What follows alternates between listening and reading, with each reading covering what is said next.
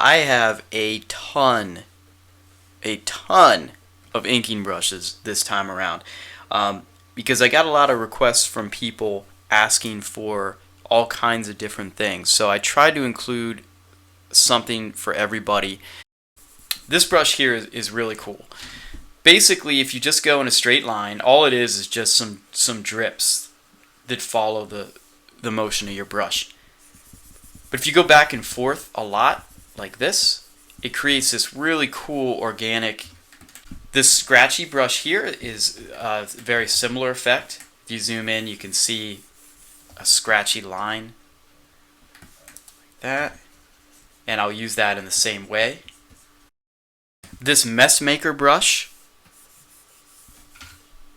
this one does not have a texture to it, but the pressure sensitivity, you won't really get this brush until you use it. It's really different, and what its purpose is just creating some wacky, organic, loose lines.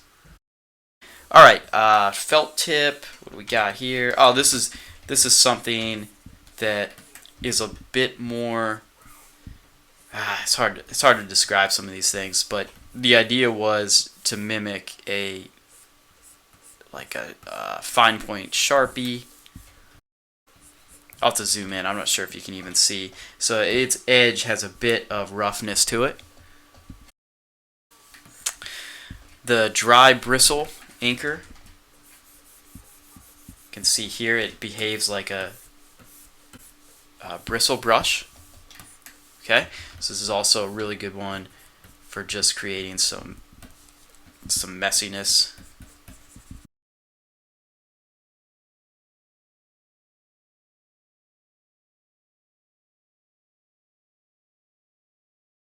All right, this one, a torn edge.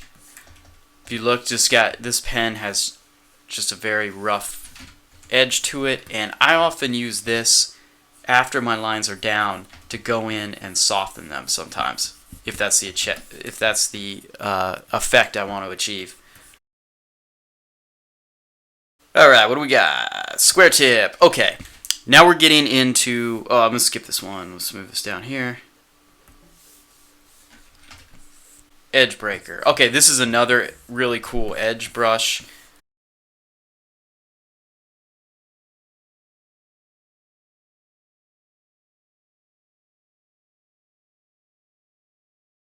All right, this is a dry brush, and it has a lot of tooth to it.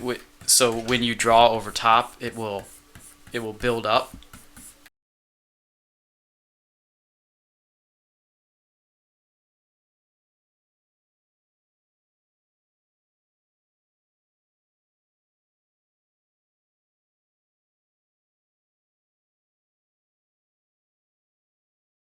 All right, so I've got two more dry brushes. Um, Similar concepts. This one is more of a. This one does not have buildup.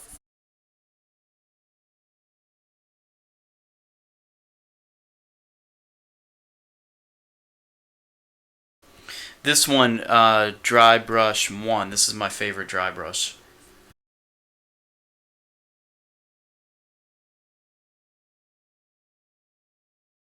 All right, you get the idea of that. So dry brush 2. Dry brush! All right, this one again uses the pattern settings like that.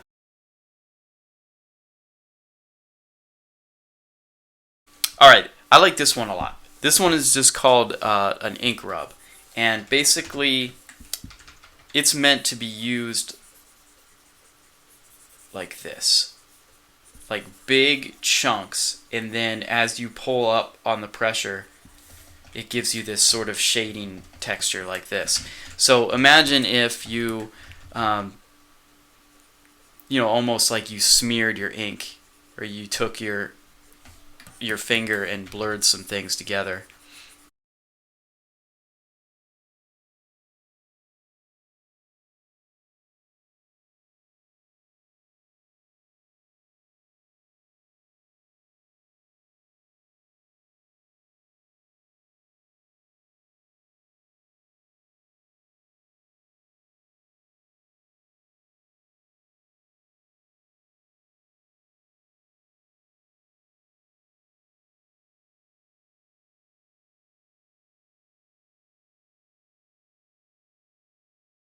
And I love it. So normally, and I probably should have done this at the beginning, normally I would start the illustration not with the rough brushes, but with a brush like this, something that I can really get the lines down and the forms. Then I would go back in with the textured brushes and give it some character, you know. But we're just doing a little demo here.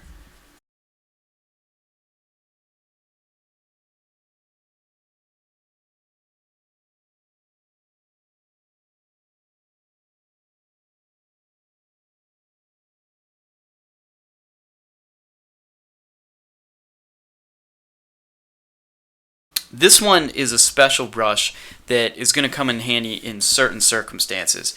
It uses the start and ending features of Manga Studio. So what you do, you can grab this brush and any stroke that you make will automatically become like a pointed shader. You see how it starts off a big blurb?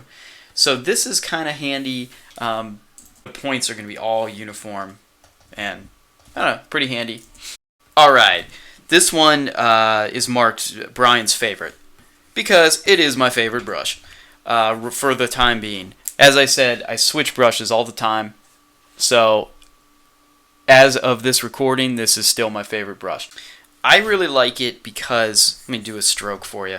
This is the way I like to ink.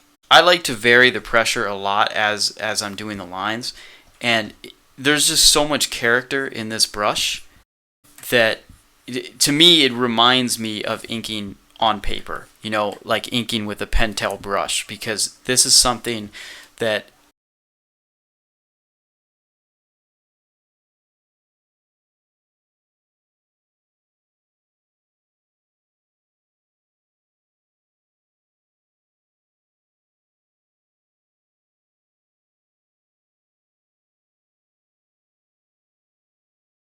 alright, and then this is another square pen. This is similar to the square tip pen, only this guy is a lot more expressive, and I really like this one as well. Also excellent for cartooning. It also creates some cool strokes like this that remind me a lot of using a nib, like a Hunt quill. I used to use like a Hunt, gosh man, it's been a while, a Hunt 104 quill, I think, to ink. And this reminds me a lot of that. So there you go. Alright, and finally I have a set of technical and micron pens. And these are fantastic for when you just need like a dead weight line, something that does not have a lot of pressure sensitivity. You just need to key in the outlines. They're fantastic for working with buildings, for working with technology, and I have basically a bold, mid, and thin level outliner. So here they are. You know, here's the bold line. It's got a tiny bit of pressure sensitivity, as you can see. I also included different versions of ones with bleed, which is more organic, and ones without. So the bleed, let me zoom in here. So I'm using the 8 right now, and this is just a nice dead weight line, but you can see that it's got a little bit of texture. This was created from a scanned in dot of a micron pen. Alright, there you go. Thank you.